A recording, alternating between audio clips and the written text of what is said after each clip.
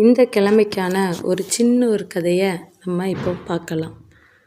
கதையோட பேர் என்ன பஞ்சமும் கடவுள் தந்த பொக்கிஷமும் அப்படின்னு ஒரு கதையை பார்ப்போம். ஒரு கிராமத்தில் ஒரு இளைஞன் இருந்தான்.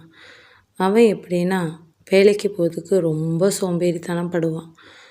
அவனும் அப்படியே இருந்துகிட்ருக்கும்போது அந்த கிராமத்தில் ஒரு பஞ்ச காலம் வந்துச்சு. அப்போது யாருக்குமே சாப்பாடு எதுவுமே கிடைக்காம மழை இல்லாமல் பஞ்சத்தில் ரொம்ப வாடிட்டு இருந்து.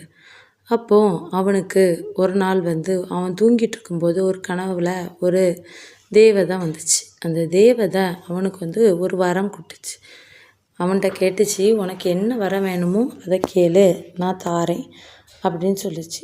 சொன்னோடது அவனுக்கு என்ன கேட்கணுன்னு அவனும் யோசிக்க ஆரம்பிச்சிட்டான். யோசித்ததில் அவன் என்ன நினச்சான்னா, அவனுக்கு சொத்து வேணும், அப்படி வேணும், இப்படி வேணும்னு எதுவுமே கேட்காம அவனே ஒரு சோம்பேறி.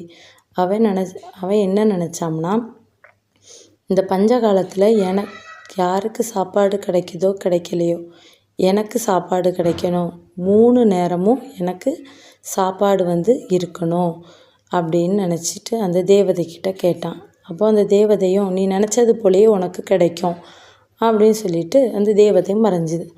அதே போல் அடுத்த நாள் அங்கே ஊரில் யாருக்குமே சாப்பாடு கிடைக்காம பஞ்சத்தில் இருக்கிறாங்க. ஆனால் அவனுக்கு மட்டும் நேரத்துக்கு சாப்பாடு வந்துடும். அவனும் சாப்பிடுவான் தூங்குவான், சாப்பிடுவான் தூங்குவான், அப்படி தூங்கிக்கிட்டே இருந்திருக்கான். கொஞ்ச காலம் போயாச்சு. அவனுக்கு அந்த ஒரு வீட்டுக்குள்ளேயே தூங்கி தூங்கி எந்திரிக்கிறது ரொம்ப சோம்பேறித்தனமாக இருந்துச்சு. அப்போ வெளியே என்ன தான் நடக்குது நம்ம பார்க்கலாமே அப்படின்னு நினச்சிக்கிட்டு அவனும் கதவை திறந்து பார்க்குறான். அந்த ஊரே மாறி போய் இருக்குது. எப்படின்னா அவன் வீடு மட்டும்தான் சின்ன வீடாக இருக்குது, மற்ற எல்லா வீடுமே பெரிய பெரிய வீடாக இருக்குது. அதை பார்த்தோடது அவனுக்கு என்னடா அந்த கடவுள் நமக்கு மட்டும்தான் வரம் தந்தாங்களா, மற்ற எல்லாருக்குமே வரம் கொடுத்துட்டு தான் போயிட்டாங்களா அப்படின்னு அவனும் நல்லா முழிச்சு பார்க்குறான். ஊரே நல்ல செழிப்பாக இருக்குது. எல்லாருமே பஞ்சத்தில் இருந்தது போலே இல்லை, நல்ல பணக்காரங்களாக இருக்கிறாங்க. அப்போ இது எப்படி அப்படின்னு நினச்சிட்டு ஒரு ஒரு நபர் போகிறாரு. அவரை கூப்பிட்டு கேட்குறான், ஐயா இங்கே பஞ்சத்துலலாம் எல்லோரும் இருந்தாங்க, எப்படி எல்லாருமே இப்படி பணக்காரங்களாக மாறிட்டாங்க அப்படின்னு. அப்போது அந்த நபர் கேட்காரு, என்னப்பா நீ கொஞ்ச காலமாக கோமாளியாக இருந்த, இங்கே தான் பஞ்சகாலம் இருந்துச்சு. அந்த பஞ்ச காலத்தில் ஒரு நாள் நல்ல மழை தூத்துனதில் எல்லா விவசாயிகளுக்கும் நல்ல மழை தண்ணி எல்லாம் கிடச்சதில் எல்லாருமே ஈட்டிய பயிரில் அவங்களுக்கு லாபம்தான் கிடச்சிது. அதனால் எல்லா மக்களுமே நல்லா சிறந்திருந்தாங்க அப்படின்னு சொல்லிவிட்டு அவரும் போயிருக்காரு. அதுக்கப்புறம் தான் அவன் பார்க்குறான், நம்ம வீடு அவன் அந்த ஊரில் இருக்கிறதுலேயே அவன் வீடு மட்டும்தான் சின்ன வீடாக இருக்குது.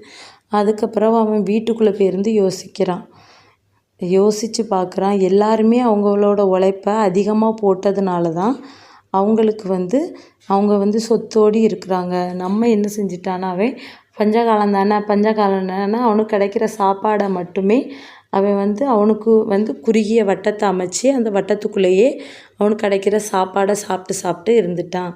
அதனால தான் அவனுக்கு பணமும் கிடைக்கல. அவன் அவன் அந்த குறுகிய வட்டத்திலேயே அவன் இருந்து பழகிட்டான். இதே போல் தான் நம்ம வாழ்க்கையிலையும் ஒவ்வொரு பொருளுக்கும் நம்ம கொஞ்சம் உழைப்பு போட்டு கஷ்டப்பட்டு நம்ம உழைச்சாதான் எல்லாமே கிடைக்கும். நம்ம இதுதான் நமக்கு வராதுல, இதுதான் நமக்கு என்னங்க தெரியும் அப்படின்னு நினச்சிக்கிட்டே இருந்தோன்னா நமக்கு எதுவுமே கிடைக்காது. நம்ம எவ்வளவோ உழைப்பு போட்டாலும் அந்த இதில் நமக்கு ஊதியம் எதுவுமே கிடைக்காது. ஆனால் எவ்வளோ நிறைய கஷ்டப்பட்டு அவங்களோட அதிக உழைப்பும் கொடுத்து அவங்களால இந்த வேலையை என்னால் செய்ய முடியும் அப்படின்னு செய்யவங்களுக்கு மட்டும்தான் அதோட ஊதியம் ஜாஸ்தியாக கிடைக்கும், அவங்க வளர்ச்சியாகவும் இருப்பாங்க அப்படின்னு இந்த கதை உணர்த்துகிறது.